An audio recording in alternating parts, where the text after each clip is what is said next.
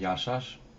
Εδώ έχουμε την παρουσίαση του προβλήματος του σχολικού βιβλίου, του προβλήματος 1.47, το οποίο μας λέει ότι υπάρχει ένα ελαττήριο με σταθερά 100 νιούτον ανά μέτρο,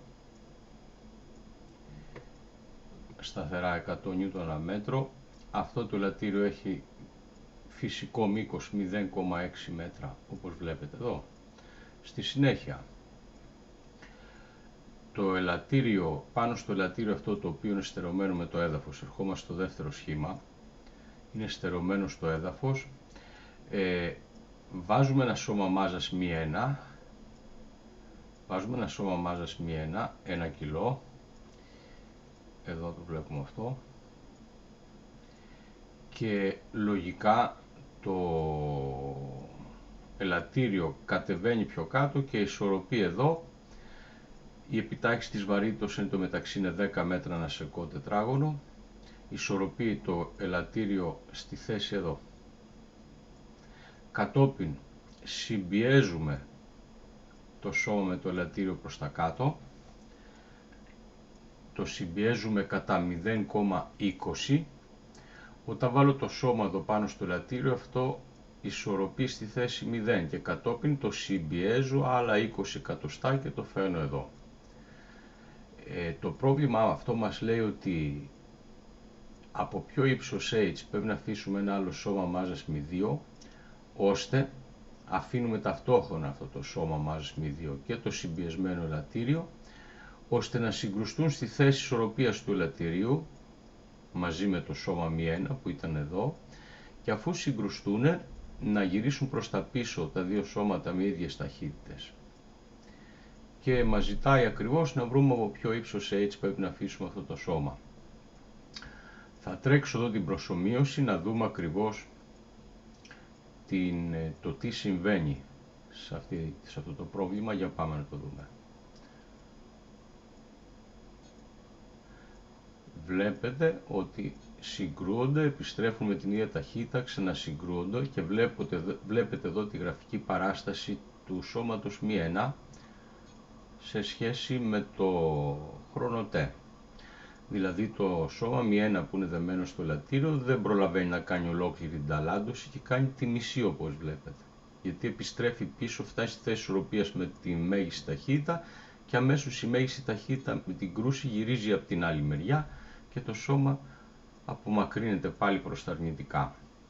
Για να δούμε τι θα συνέβαινε εάν δεν υπήρχε η σύγκρουση, θα δοκιμάσουμε να το δούμε και αυτό.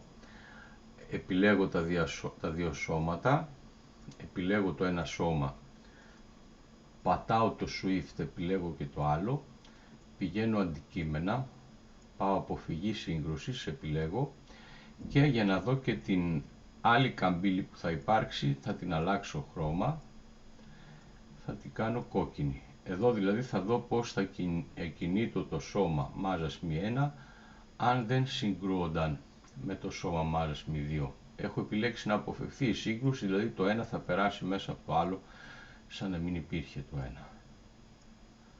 Βλέπετε την κόκκινη καμπύλη τώρα, όπου το σώμα μάζας μη1 που είναι δεμένο με το ελαττήριο κάνει κανονικά την ταλάντωσή του με πλάτος 0,2 μέτρα, και βλέπετε επίσης ότι πατάει πάνω στην μπλε η γραφική παράσταση, που σημαίνει πριν με τη σύγκρουση έτσι γινόταν η μισή ταλάντωση, μόνο από τα αρνητικά δηλαδή, τις αρνητικές τιμές απομάκρυσης.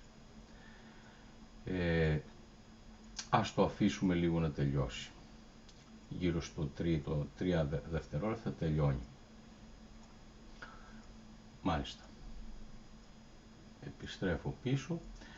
Αυτό εδώ που έχω βάλει, βλέπετε τη θέση ψ του μη2 σε μέτρα, είναι 0,125. Πλην 0,2 είναι η συμπίεση κάτω από τη θέση ισορροπίας που έχω κάνει στο μη1 με το ελαττήριο, γιατί εδώ ισορροπούσε το σώμα με το ελαττήριο, το σώμα μάζας μη1 με το ελαττήριο εδώ ισορροπούσε. Αυτό το μετρητή εδώ τον έβαλα για να δείξω πού είναι το ελαττήριο.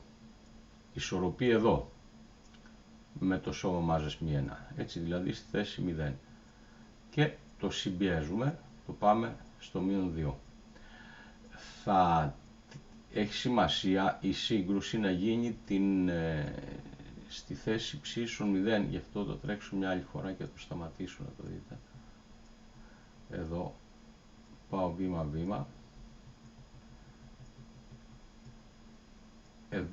Εδώ περίπου είναι η σύγκρουση, εδώ, έτσι, κάπου εκεί γίνεται η σύγκρουση. Αυτά.